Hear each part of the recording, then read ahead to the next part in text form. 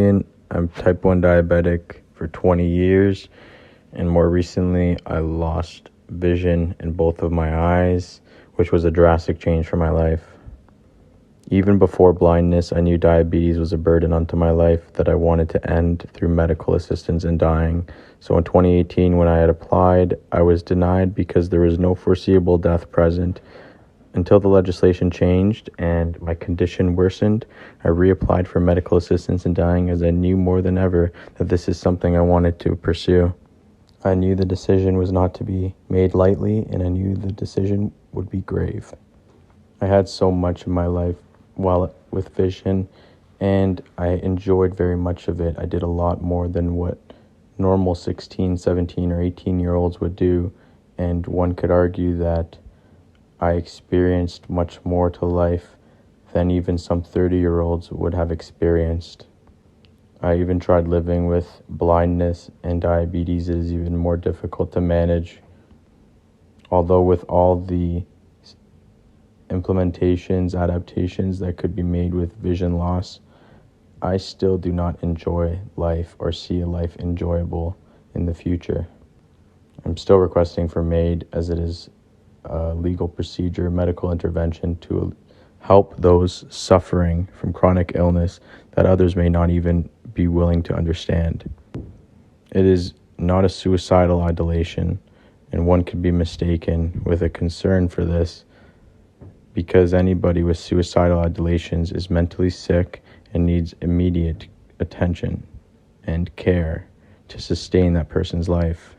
As recorded by many doctors, there is no immediate threat or suicidal ideations, because I know it would require an extreme amount of pain to end my life, which I'm not willing to pursue, and does not consolidate my mind as an alleviation to the burden of diabetes. I still am deserving of a dignified death after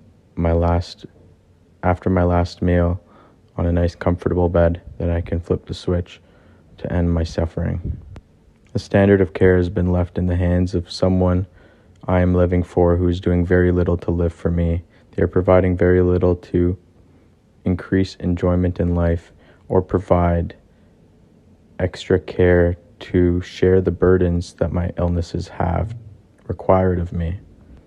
I don't understand why they are still left with this decision to make and are still interfering with my access to medical services when they are clearly in need of medical attention themselves. Never once have I thought to take the load off of someone carrying a 200-pound box when my maximum capacity is 100 pounds, and thinking that I'm going to carry that 200-pound box better than the other person, because I am clearly not, and I'm only going to make a mess required of both of us cleaning up.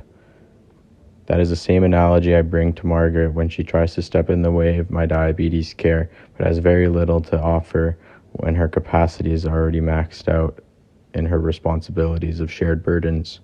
I understand it is any motherly instinct to protect their children's lives.